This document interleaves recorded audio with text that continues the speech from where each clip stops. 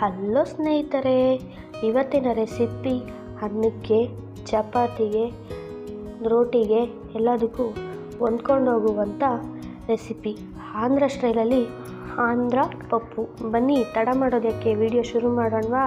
ಯಾವುದೇ ಥರ video skip ಮಾಡ್ದಿರಾ ಪೂರ್ತಿ ವಿಡಿಯೋ ನೋಡಿದ್ರೆ ನಿಮಗೆ ಈ ವಿಡಿಯೋ ಅರ್ಥ ಆಗುತ್ತೆ, ಅದೇ ಥರನೇ ಈ ರೆಸಿಪಿನೂ ಅರ್ಥ ಆಗುತ್ತೆ.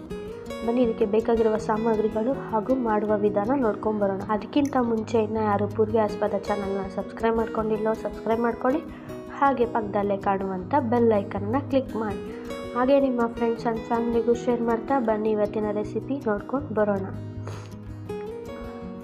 1/4 ಕಟ್ಟಿನಷ್ಟು ದಂಟು, 1 ಕಪ್ಪಷ್ಟು ತೊಗರಿಬೇಳೆ, 1 ಕಪ್ಪಷ್ಟು ಹೆಸರುಬೇಳೆ, ಅರ್ಧ ಟೀ ಸ್ಪೂನಷ್ಟು ಮೆಂತ್ಯ, ಅರ್ಧ ಟೀ ಸ್ಪೂನಷ್ಟು ಜೀರಿಗೆ, 1 ಈರುಳ್ಳಿ, 1 ಎಸಳು ಬೆಳ್ಳುಳ್ಳಿ, ಮೆಣಸು ಅರ್ಧ ಟೇಬಲ್ ಸ್ಪೂನಷ್ಟು, ಒಗ್ಗರಣೆಗೆ ಎಣ್ಣೆ, ಕೊತ್ತಂಬರಿ ಸೊಪ್ಪು ಸ್ವಲ್ಪ, ಧನಿಯಾ ಪುಡಿ ಅರ್ಧ ಟೇಬಲ್ ಸ್ಪೂನಷ್ಟು, 1 ಟೊಮೆಟೊ, ಒಗ್ಗರಣೆಗೆ ತುಪ್ಪ, ಕರಿಬೇವಿನ ಸೊಪ್ಪು, ರುಚಿಗೆ ತಕ್ಕಷ್ಟು ಉಪ್ಪು, ಗರಂ ಮಸಾಲ ಅರ್ಧ ಟೇಬಲ್ ಸ್ಪೂನಷ್ಟು, ಅರಿಶಿನ ಪುಡಿ ಅರ್ಧ ಟೇಬಲ್ ಸ್ಪೂನಷ್ಟು, ಹಸಿಮೆಣಸಿನ್ಕಾಯಿ 10. ಈಗ ಬೇಕಾಗಿರುವ ಸಾಮಗ್ರಿಗಳು ನೋಡಿದ್ದಾಯಿತು, ಮಾಡುವ ವಿಧಾನ ನೋಡ್ಕೊಂಬರೋಣ ಬನ್ನಿ. ಒಂದು ಕುಕ್ಕರ್ಗೆ ಇಲ್ಲಿ ತೊಗರಿಬೇಳೆ,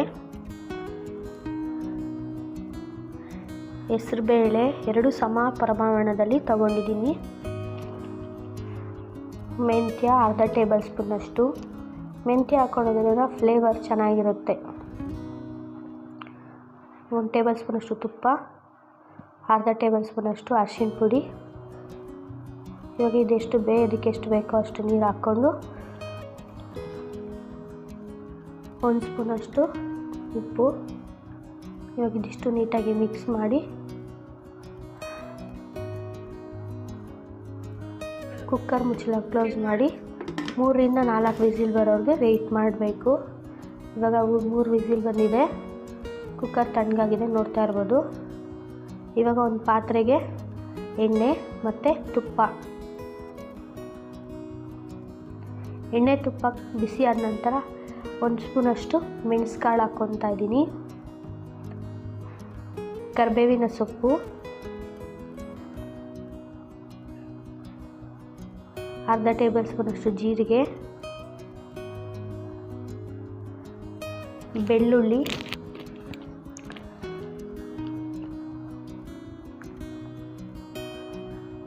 ಒಂದು ಈರುಳ್ಳಿನ ಸಣ್ಣಗೆ ಹಚ್ಚಿಟ್ಕೊಂಡಿದ್ದೆ ಅದನ್ನು ಹಾಕ್ಕೊತಾ ಇದ್ದೀನಿ.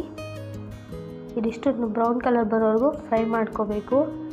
ಇವಾಗ 1 ಟೊಮೆಟೊ ಹಚ್ಚಿಟ್ಕೊಂಡಿದ್ನಲ್ವ ಅದನ್ನ ಹಾಕ್ಕೊತಾ ಇದ್ದೀನಿ, ಮತ್ತು ಹಸಿಮೆಣಸಿನ್ಕಾಯಿನ 10 ಹಸಿಮೆಣಸಿನ್ಕಾಯಿ ತೊಗೊಂಡೆ ಸೆಂಟ್ರಲ್ ಸೀಲಿ ಹಾಕ್ಕೊತಾ ಇದ್ದೀನಿ.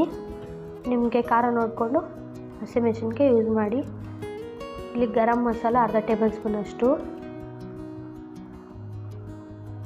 ಧನಿಯಾ ಪುಡಿ ಅರ್ಧ ಟೇಬಲ್ ಸ್ಪೂನಷ್ಟು ಹಾಕಿ ನೀಟಾಗಿ ಸ್ವಲ್ಪ ಫ್ರೈ ಮಾಡಬೇಕು. ಇವಾಗ ನಾವು ದಂಟು ಸೊಪ್ಪು ತೊಗೊಂಡಿದ್ನಲ್ವ ಅದನ್ನು ಸಣ್ಣಗೆ ಹಚ್ಚಿ ತೊಳೆದು ಹಾಕ್ಕೊತಾ ಇದ್ದೀನಿ. 3 ರಿಂದ 4 ಸಲ ದಂಟು ಸೊಪ್ಪು ತೊಳಿಬೇಕು, ಯಾಕಂದರೆ ಮಣ್ಣು ತುಂಬ ಇರುತ್ತೆ ಅದಕ್ಕೆ. ಇವಾಗ ಬೇಗ ಬೇಯೋದಕ್ಕೆ ರುಚಿಗೆ ತಕ್ಕಷ್ಟು ಉಪ್ಪು ಹಾಕ್ಕೊಂಡು ಮಿಕ್ಸ್ ಮಾಡ್ತಾಯಿದ್ದೀನಿ.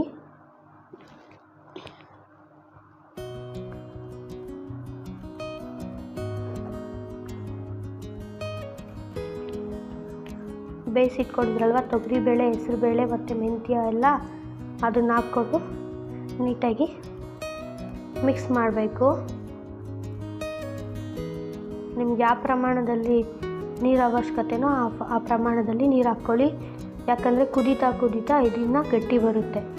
ನೋಡ್ತಾ ಇರ್ಬೋದು ಇವಾಗ ಕುದೀತಾ ಇದೆ. ಲಾಸ್ಟಿಗೆ ಕೊತ್ತಂಬರಿ ಸೊಪ್ಪು ನೋಡ್ಕೊಂಡು ಬಂದ್ರಲ್ವ ಇವತ್ತಿನ ರೆಸಿಪಿ ಆಂಧ್ರ ಪಪ್ಪು.